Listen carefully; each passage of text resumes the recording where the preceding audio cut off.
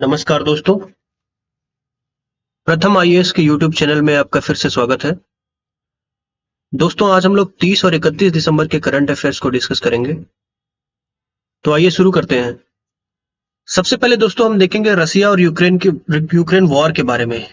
दोस्तों, काफी लंबे समय से ये वॉर चला आ रहा है।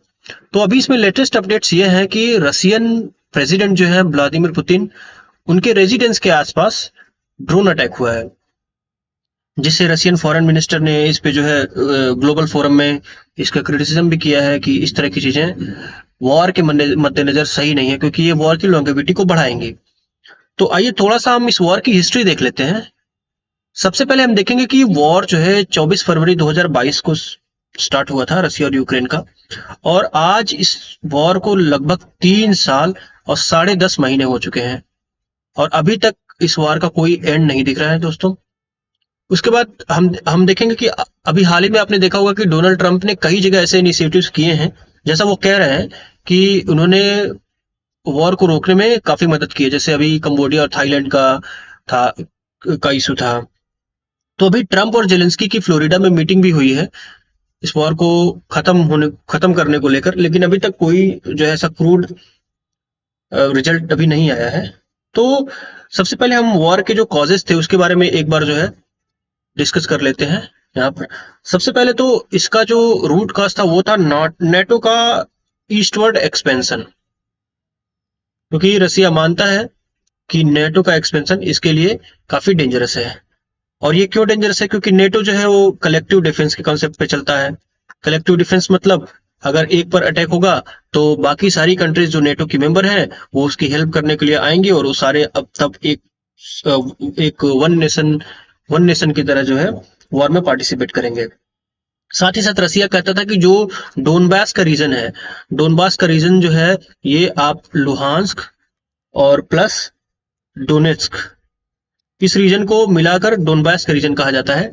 इसमें बहुत सारे रसियन स्पीकिंग लोग थे, तो रसिया कहता था कि हम जो है अपने रसियन स्पीकिंग जो लोग हैं इनको प्रोटेक्ट कर रहे हैं इस रीजन में। जबकि यूक्रेन कहता है कि आपने जो इनकर्सन किया है यूक्रेन में, ये हमारी सॉवरेनिटी और टेरिटोरियल इंटीग्रिटी, ये दोनों वर्ड्स बहुत ही इंपॉर्टेंट है दोस्तों। कभी भी आप इंटरनेशनल रिलेशंस के आंसर्स को लिखें तो इन दोनों वर्ड्स का विशेष करके ध्यान दें, क्योंकि ये जो है मतलब एक तरह से काफी इंपॉर्टेंट वर्ड्स हैं। उसके बाद हम देखते हैं दोस्तों कि थोड़ी सी हिस्ट्री में जाते हैं। तो 2014 में रसिया ने क्रीमिया को अनेक्स किया था।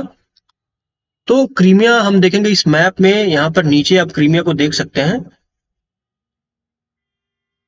क्रीमिया जो है ये जो है, तो क्रीमिया का बॉर्डर आप देखिए कि क्रीमिया का बॉर्डर ब्लैक सी से लग रहा है, और ब्लैक सी से लग रहा है, और यहाँ पर सी ऑफ अजो से लग रहा है।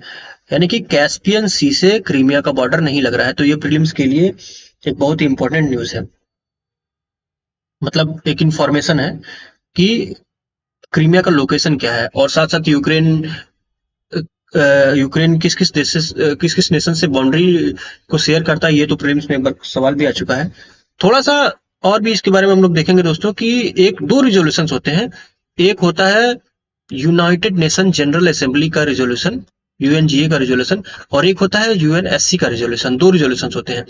यूनाइटेड नेशन जनरल असेंबली जो होती है, जब भी कोई रिजोल्यूशन पास करती है तो ये नॉन बाइंडिंग होता है। नॉन बाइंडिंग होता है, यानी कि ये एक तरह से रिकमेंडेटरी इन नेचर होता है या फिर एडवाइजरी इन नेचर होता है, बट इसका कोई लीगल इम्प्लीकेशन नहीं होता है। हाँ, ये है कि जिस नेशन के खिलाफ अगर ये जाता है तो उसका क्रिटिसिज्म होता है इंटरनेशनल स्फीयर में, ये सारी चीजें होती हैं। जबकि यूएनएससी का जो रिजोल्यूशन होता है ये बाइंडिंग नेचर का होता है। तो अगर यूएनएससी कोई रिजोल्यूशन पास करता है कि रसिया और यूक्रेन के वॉर को खत्म कर दिया जाए, तो फिर भी ये वॉर खत्म इसलिए नहीं होता है क्योंकि रसिया जो है इसका एक परमानेंट मेंबर है यूनाइटेड नेशन सिक्योरिटी काउंसिल का, और ये अपने वीटो का यूज करता है। तो एक तरह से ये ऐसा मैकेनिज्म है कि बाइंडिंग होते हुए भी अगर इनमें कोई भी फाइव जो रिकॉग्नाइज्ड सुपर पावर्स हैं जो दुनिया में, अगर उनमें से कोई भी वीटो करता है तो फिर जो है ये रेजोल्यूशन आप कहेंगे कि इनइफेक्टिव हो जाता है। उसके बाद हम देखते हैं दोस्तों कि आखिर जो है क्या चैलेंजेस हैं, कि ये वॉर जो है खत्म नहीं हो पा रहा है। तो इसमें पहला जो है वो तो काफी इंपॉर्टेंट है दोस्तों कि टेरिटोरियल कंट्रोल और फ्यूचर गवर्नेंस। जितने भी रीजन्स रसिया ने अनेक्स किए हैं, क्या इनका फ्यूचर क्या होगा? लाइक क्या ये यूक्रेन को वापस दिए जाएंगे या फिर ये रसिया में रहेंगे? तो अगर ये रसिया में रहेंगे तब तो हम कभी नहीं देखते कि ये वॉर कभी एंड हो रहा है। और अगर यूक्रेन को दिए जाएंगे तो मुझे लगता है कि यूक्रेन की ऐसी मुझे लेस पॉसिबिलिटी लगती है, क्योंकि कभी भी आप देखिए, कभी भी इंटरनेशनल स्फीयर में कोई भी कॉन्फ्लिक्ट हुआ है और अगर इसमें कोई भी टेरिटरी एक्वायर की गई है, तो since the date that territory has been acquired by some country, उसके बाद से ये जो है एक परपेचुअल जो है बॉर्डर का इशू बन जाता है।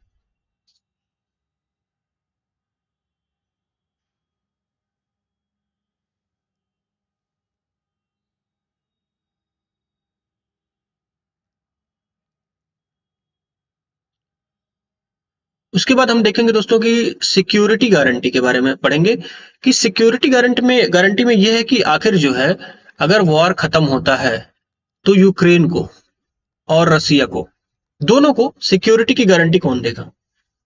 रसिया को कौन बताएगा कि भाई नेटो का अब ईस्टवर्ड एक्सपेंशन नहीं होगा, और यूक्रेन को कौन कहेगा कि हाँ अब रसिया आप पे कोई अटैक नहीं करेगा? तो बहुत सारी चीजें हैं जो मतलब entire conflict is laden with so many uncertainties that the only solution that is visible is just stop the war without thinking anything, just stop it, because अगर आप प्लस माइनस दोनों कंट्रीज अगर अपने लिए सोचेंगी तो थोड़ा सा मुश्किल हो रहा है इस कॉन्फ्लिक्ट को खत्म करना। उसके बाद है एक्सचेंज ऑफ प्रिजनर्स। देखिए, दोनों देशों में एक दूसरे के सोल्जर्स को एक तरह से इम्प्रिजेंट किया गया है, उनको पकड़ा गया है, जिनको प्रिजनर्स ऑफ वॉर बोलते हैं। तो आखिर उनके एक्सचेंज को लेकर कोई क्रूड फैसला नहीं किया गया है अभी तक कि उनको एक्सचेंज किया जाए। नेटो का एक्सपेंशन भी अभी तक एक मुद्दा रहा है, क्योंकि अभी देखा हमने फिनलैंड और बाकी सारी कंट्रीज भी, फिनलैंड ने अभी जो है एक दो दिन पहले की घटना है कि F-35A जो लेटेस्ट वेपन है, जो ये लॉकहीड मार्टिन का एक फाइटर जेट है, इसको अभी फिनलैंड ने एक्वायर किया है अमेरिका से। तो यानी कि ये भी एक मैसेज है कि कॉन्फ्लिक्ट जो है अभी चलने वाला है। डिप्लोमेटिक प्रेशर साइटेड बाय रसिया। रसिया कहता है कि सारे लोग जो है रसिया पे ही प्रेशर डाल रहे हैं इस चीज का कि वॉर खत्म हो जाए। ठीक है, तो यूक्रेन को भी तो रिट्रीट करना चाहिए। तो कुल मिला जुलाकर अभी है कि नेगोशिएशन चल रहे हैं, देखते हैं आगे क्या होता है।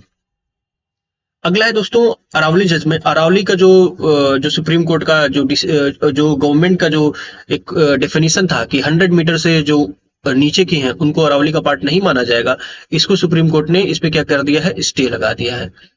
तो स्टे लगा दिया मतलब दोस्तों देखिए, अरावली जो है one of the most important mountain ranges है। ठीक है, अब गवर्नमेंट का ये जो कहा यह जा रहा है कि गवर्नमेंट का जो ये 100 मीटर को अरावली का पार्ट न मानने का जो क्राइटेरिया था, एक्चुअली क्या था, ये माइनिंग को प्रमोट करने के लिए था। तो माइनिंग को प्रमोट करने के लिए, कंस्ट्रक्शन को प्रमोट करने के लिए और डेवलपमेंट को प्रमोट करने के लिए था। लेकिन अगर इतनी बड़ी पर्वत श्रेणी जो है उसके 100 मीटर्स के जितने भी पार्ट्स हैं, अगर उसको कट कर दिया जाएगा, अगर उसको एक्सपोज टू माइनिंग कर दिया जाएगा, तो उसके बहुत ही डिजास्टर्स इंप्लीकेशंस होने वाले हैं। क्योंकि माइनिंग जो है इनडिस्क्रिमिनेट हो जाएगी, इन्वायरमेंटल डिग्रेडेशन स्टार्ट हो जाएगा। तो ये सारी चीजें होने के बाद, आखिर वो भी तो एक पार्ट ऑफ नेचर है, तो ये सारी चीजें होने के बाद राइट टू लाइफ हमारा इम्पैक्ट होगा और राइट टू क्लीन इन्वायरमेंट भी इम्पैक्ट होगा। जबकि हम जानते हैं कि राइट टू लाइफ जो है हमारा फंडामेंटल राइट है बाय आर्टिकल 21, और उसी में है एक part right to clean environment. तो इस सब चीजों की वजह से एक तरह से ये डेवलपमेंट वर्सेज इन्वायरमेंट का ये जो बहुत ही फेमस डिबेट है, ये फिर से रीइग्नाइट हो गया है कि आखिर किसको फेवर किया जाए, डेवलपमेंट को कि इन्वायरमेंट को। क्योंकि इस तरह के अगर कोई भी कदम है तो इससे बहुत ही ज्यादा इंपैक्ट पड़ेगा इन्वायरमेंट पे। दोस्तों आइए अरावली के बारे में थोड़ा सा हम लोग जान लेते हैं। अरावली का जो फॉर्मेशन हुआ था वो प्री कैम्ब्रियन एरा में हुआ था।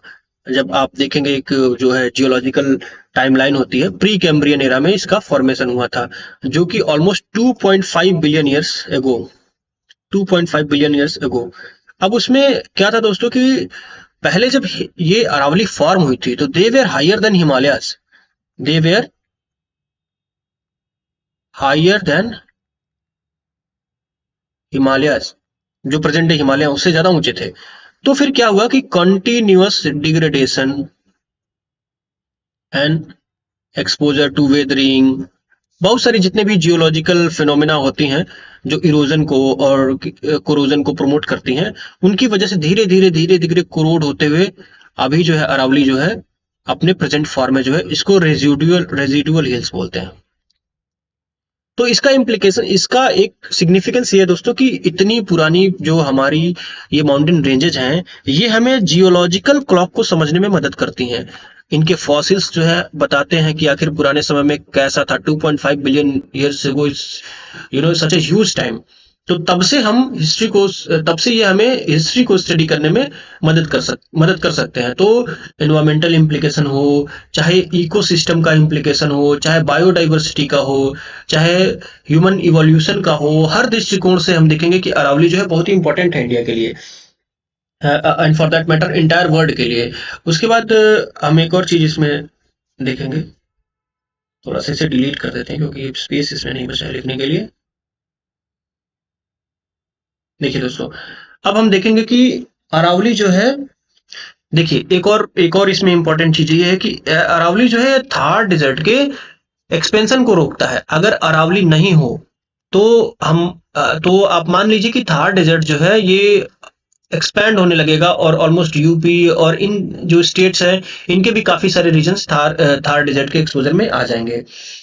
अभी ये जैसे जैसे अरावली जो यहाँ पर काम करता है कि डेजर्ट के एक्सपेंशन को रोकता है, इसी तरह आप अफ्रीका में आपने सुना होगा कि अफ्रीका में आपने सुना होगा कि जो ग्रेट ग्रीन वॉल का कॉन्सेप्ट था,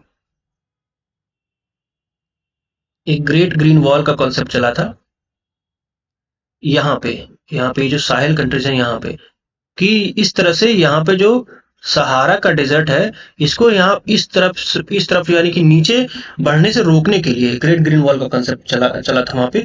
तो इसी तरह का काम जो है यहाँ पे कुछ हमारे वहां पे अरावलीज जो है वो करती हैं। अब आगे हम लोग देखते हैं कि इसमें देखेंगे कि अरावली की और भी क्या सारी इंपॉर्टेंस है। इसमें देखिए दोस्तों, अरावली से बहुत सारी इंपॉर्टेंट नदियां निकलती हैं, जैसे बनास हो गई, लूनी हो गई, साबरमती हो गई। ये सारी बहुत ही इंपॉर्टेंट है गुजरात और राजस्थान के रीजन्स के इरिगेशन के लिए, साल्ट माइनिंग के लिए, बहुत सारी चीजों के लिए। साथ ही साथ यहाँ पे बहुत सारे रिजर्व्स भी हैं बायोडाइवर्सिटी के दृष्टिकोण से, जिनमें है आपका सरिस्का, रणथंबोर। आप कभी भी अगर मेंस के आंसर्स को लिखें तो लिखते समय आप इन सारी बातों को जरूर लिखेंगे कि कैसे हम ये आपका क्लाइमेट का एस्पेक्ट हो गया कि एक्सपेंशन को रोकती है, लैंड डिग्रेडेशन को रोकती है, ये बायोडाइवर्सिटी का इम्पैक्ट हो गया कि कैसे ये जो नदियां हैं और कैसे ये जो wild life sanctuaries, national parks हैं, ये सारे जो इकोसिस्टम को प्रमोट कर रहे हैं। तो ये सारी चीजें बताएंगे कि आखिर क्यों अरावली के लिए ऐसा डेफिनेशन जो है ये मतलब लॉजिकल नहीं है, क्योंकि और इसे नहीं माना जा सकता। तो ये रहा दोस्तों अरावली के बारे में, और अभी तो इस पे स्टे लग गया है, तो आगे देखते हैं क्या होता है।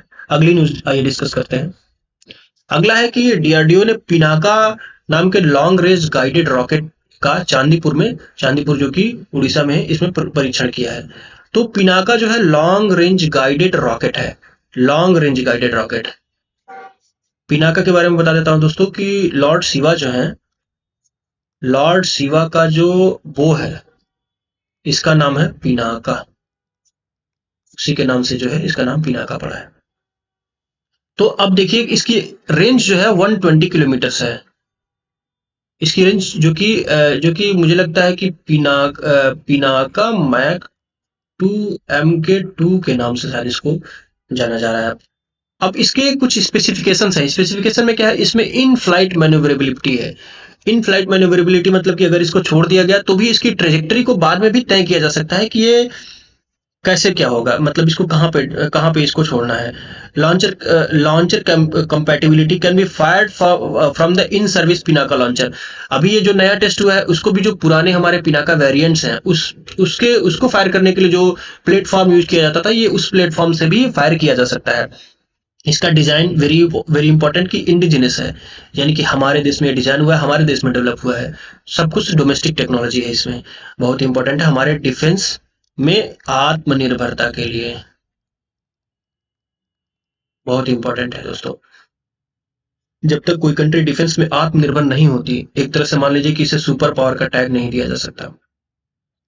सुपर पावर भले लोग कहें कि इकोनॉमिक होता है, ये दुनिया भर की चीजें हैं, लेकिन मुझे लगता है कि सुपर पावर, अगर आप में मिलिट्री सेल्फ सफिशियंसी है तो आप सुपर पावर हैं, भले आप इकोनॉमिकली कितने भी बड़े पावर हो। बट हालांकि ये होता है कि अगर कोई country economically super power, economically advance है, तो ऑब्वियस सी बात है कि वो टेक्नोलॉजिकली एडवांस होगी, और टेक्नोलॉजिकली एडवांस है तो जाहिर सी बात है कि वो डिफेंस में भी आत्मनिर्भर होगी। तो मोर और लेस एक तरह से चीजें इंटर रिलेटेड है, पर डिफेंस में आत्मनिर्भर होना बहुत जरूरी है। इसका सिग्निफिकेंस क्या है? सिग्निफिकेंस ये कि फोर्स मल्टीप्लायर है, इंडियन आर्मी का long range precision strike capability बढ़ गई है, ऑपरेशनल वर्सेटिलिटी है, मतलब पिनाका के डिफरेंट वेरिएंट्स को एक ही प्लेटफॉर्म से यूज किया जाता है विदाउट न्यू लॉन्च इंफ्रास्ट्रक्चर, हमें चाहिए नहीं, बस हमने रॉकेट डेवलप कर लिया है तो फिर हमारे सारे काम होंगे।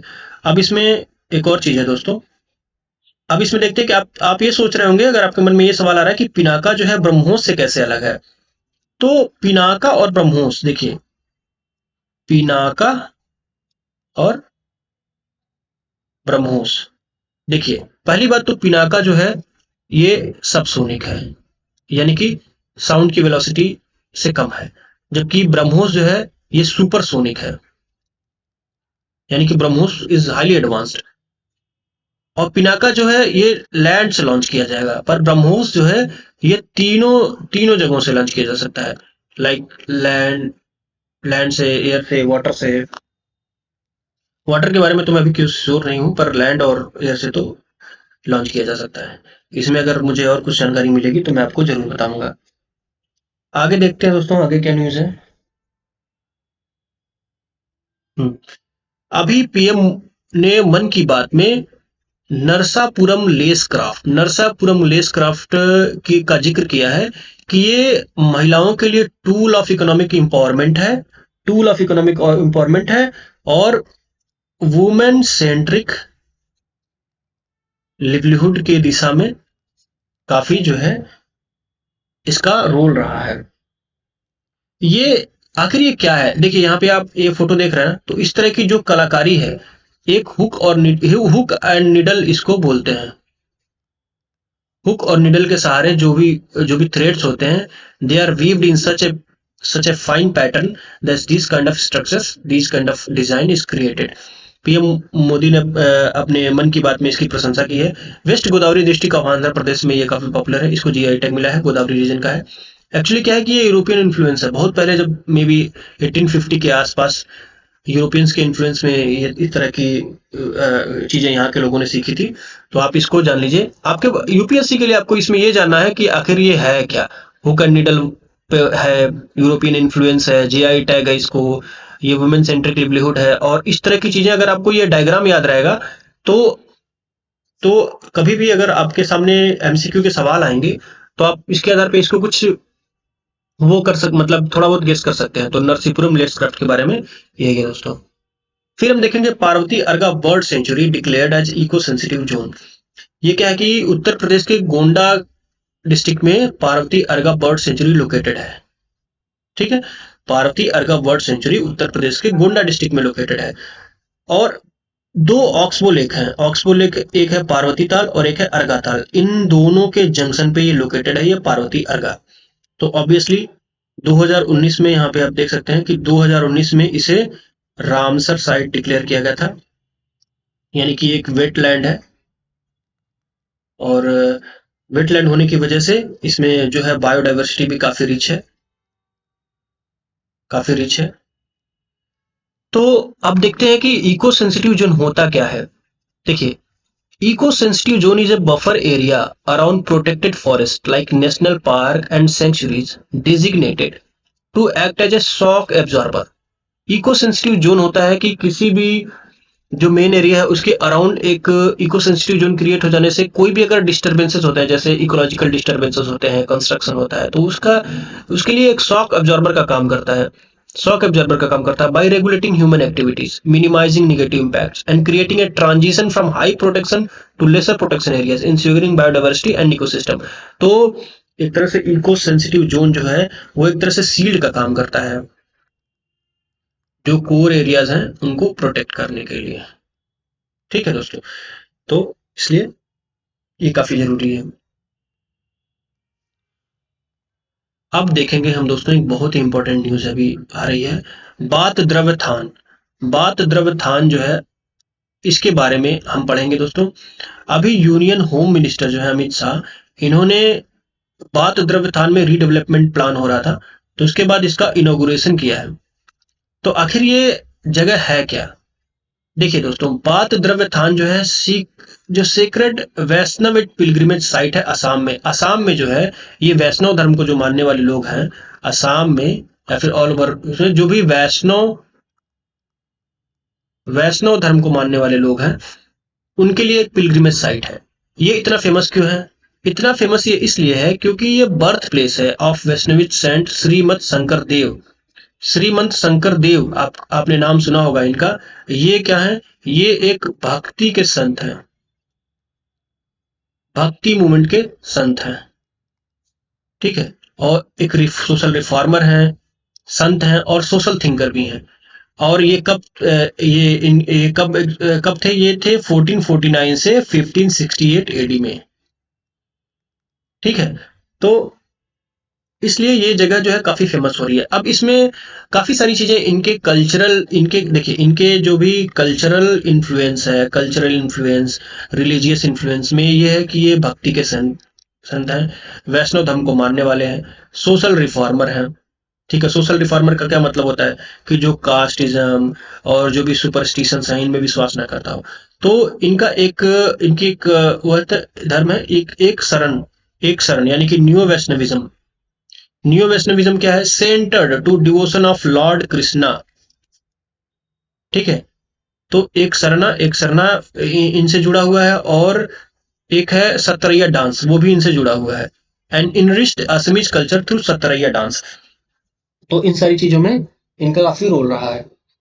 अब ये एक वर्ड जो आप यहाँ पे देख रहे हैं ऊपर, THA अंथान जो है, आखिर इसका मतलब क्या होता है? ये है cultural and religious and social reform centre. ये एक तरह से सेंटर्स होते हैं जहां पे कल्चरल, सोशल और रिलीजियस रिफॉर्म्स की बातें होती थी। मतलब एक तरह से कॉन्ग्रेगेशन होता होगा जहाँ पे लोग जुटते होंगे और काफी सारी चीजें, चर्चाएं इसमें की जाती होंगी। तो आइए दोस्तों आगे देखते हैं आगे क्या है। आगे है दोस्तों, ये एक न्यूज काफी इंपॉर्टेंट है कि गुजरात के गिफ्ट सिटी में इंडियन आर्टिफिशियल इंटेलिजेंस